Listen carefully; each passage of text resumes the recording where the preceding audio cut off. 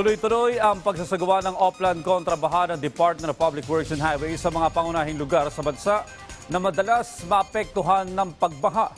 Si Bernard Ferrer sa detalye.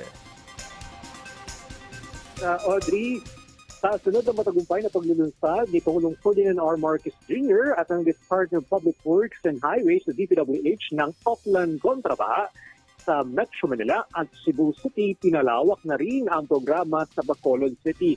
Bilang pagtupad sa direktiba ng Pangulo na taigtingin ang pagpapatupad ng programa sa buong bansa. Sa Bacolod, layon ng Oplan kontrabaha na linisin ang 169 na kilometrong ilog, sapa at sero, pati na rin ang 116 na kilometrong drainage system ng lungsod. Binigyan din ng DPWH ang kritikal na papel ng regular na paglilinis at pag-aalis ng latak sa mga daluyan ng tubig upang maiwasan ang pagbaha. Hindi lamang dredging ang saklaw ng programa.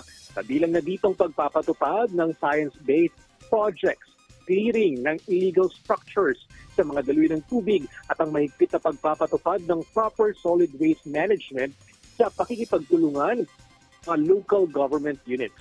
Sa mga oras na ito, Audrey, muli na ng mga ambon sa bahagi ng Quezon City. Sa lagay naman ng trapiko, maluwag ang daloy ng mga sakyan sa bahagi ng Quezon Avenue, southbound at northbound. Suspendido naman ang pagpapatupad ng number coding scheme ngayong Lunes dahil sa Feast of the Immaculate Conception. Adri?